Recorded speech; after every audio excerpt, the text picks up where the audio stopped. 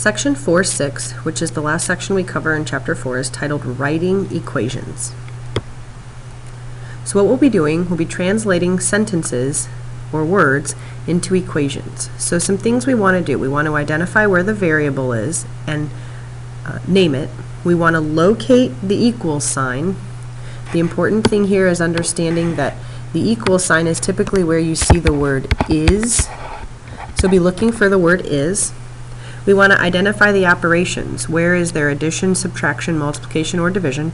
And then we want to write the equation.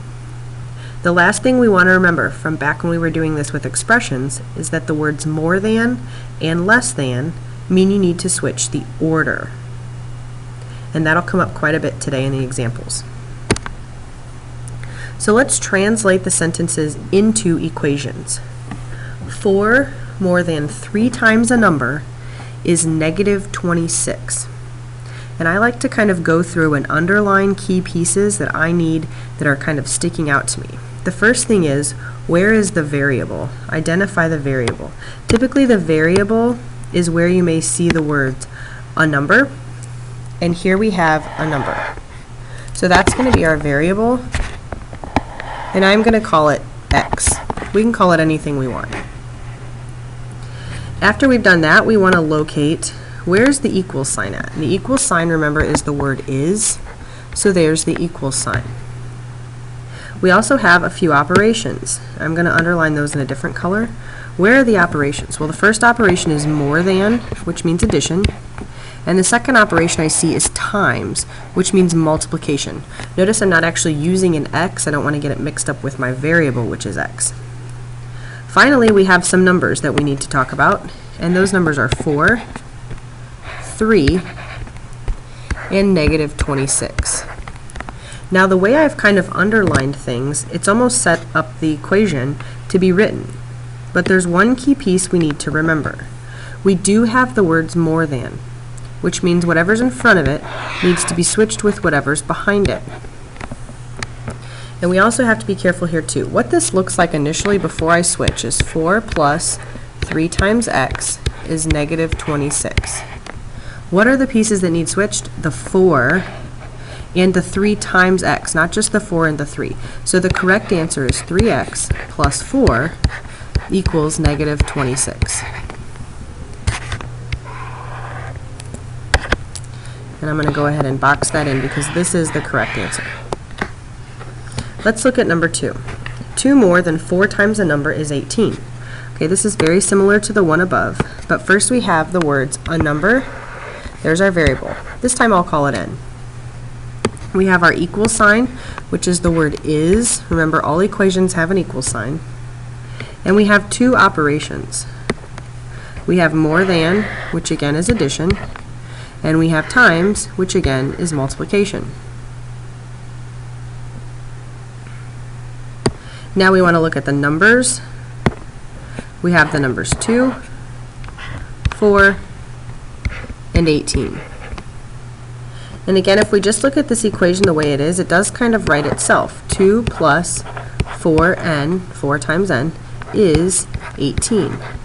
But again, we have the words more than, which means the 2 and the 4 times a number need to be switched.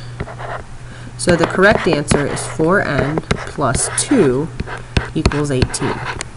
So make sure you understand why that's the correct answer. Why did we switch them places? Because of the words more than, for number 1 and for number 2. Let's look at another example. 8 more than the quotient of a number and negative 3 is negative 24. So first, where is our variable? Our variable is the words a number. I'm going to use the letter A this time. We have our equal sign. That's the word is. And we have 2 operations here. The first operation is more than, that's addition. The second operation is quotient, which is division. That's one you may or may not remember. Finally, we have our numbers, 8, negative 3, and negative 24. Now, This equation doesn't quite write itself because we have to look at a specific part of it kind of together. If I write this how I see it, it looks like 8 plus divided by a negative 3 equals negative 24. And what looks kind of funny to me is all of this right here. And this is what we need to focus on because this is the part of the equation that doesn't quite get written in the order we see it. The quotient of a number and negative 3. How do we write that? How do we say the quotient of a number and negative 3? Well, that means we are dividing a by negative 3. So now instead of saying 8 plus divided by a negative 3, we're going to say 8 plus a divided by negative 3. So you can see the difference there. So the correct answer is 8 plus a over negative 3 equals negative 24. And that's how we write the equation. Number 4 is similar. We have the product of a number and 7 is equal to 42. So here we have our variable, again, a number. I'm going to call it Q this time. We have our equal sign, which is the word is. And actually here it says is equal to. So that's kind of all of our equal sign. All those words together indicate equals. And here we just have one operation. Can you pick out what it is? Where is the operation? Addition, subtraction, multiplication, or division? And hopefully you're seeing the word product, which does mean multiplication. Now when we look at the numbers that we have, I see 7 and I see 42. And again, this one's similar to the last one. If we write this one from left to right, I have a multiplication symbol, I have a Q, I have a 7, and equals 42. And this part here kind of looks a little confusing. That's not really how we write that. So again, what we have to pay attention to is how it's stated. We have the product of a number and 7. How do you say the product of a number and 7? That means those two things are being multiplied together. So it's Q times 7, and typically we say 7Q. We write the coefficient in front of the variable. So our correct answer here to write this in a sentence would be 7Q equals 42.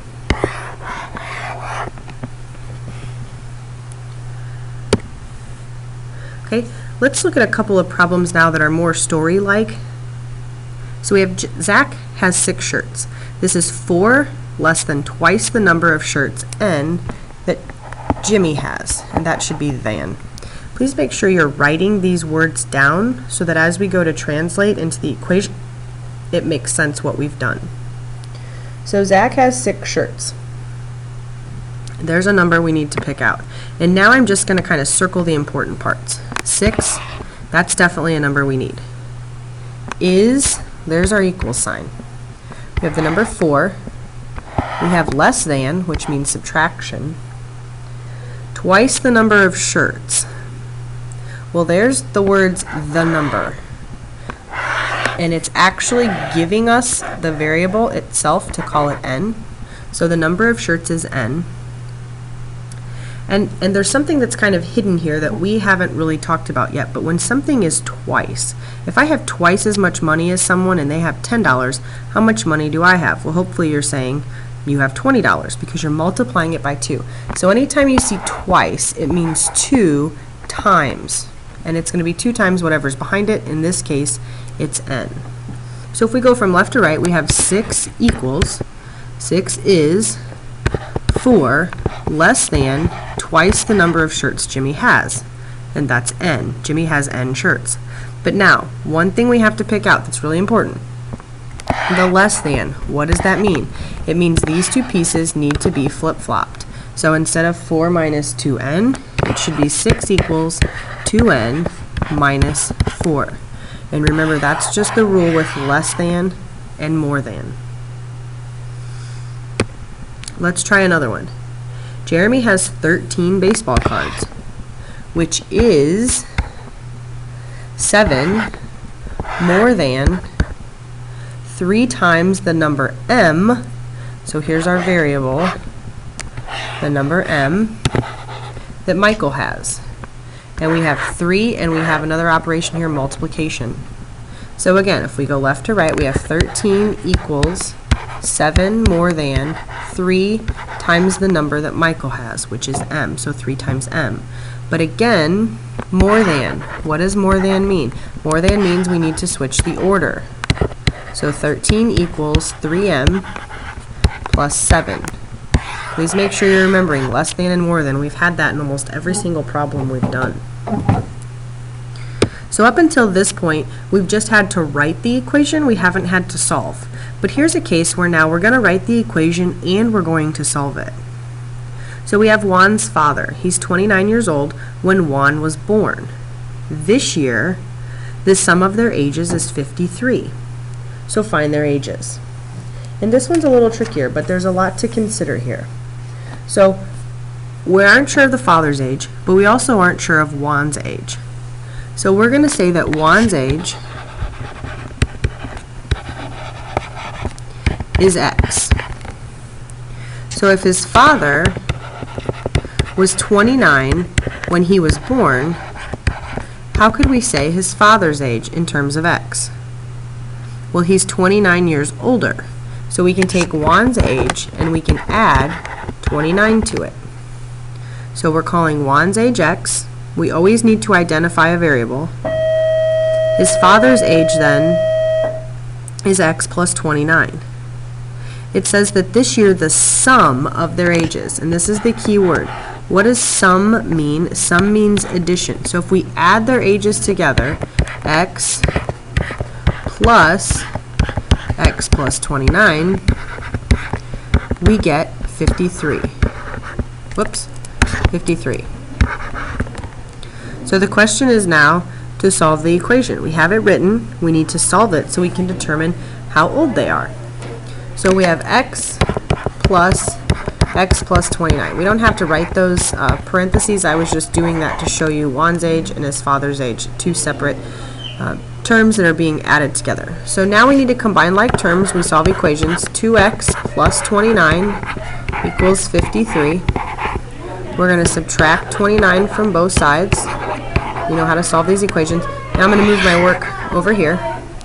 So 2x equals, we need to do 53 minus 29. You can do some side work. You can use a calculator. 53 minus 29 is 24. Divide both sides by 2. We get x equals 12. And remember what it's asking you, to find their ages. Not just solve the equation, but actually find their ages. Well, x is 12. Whose age represents x? Hopefully you're saying Juan. So Juan is 12. How old is his dad then? Well, we just plug the 12 in for the variable, but we still have to add 29. So his dad, or his father, is 41. In class, we'll work on worksheet 4-6 and then start to prepare for the test.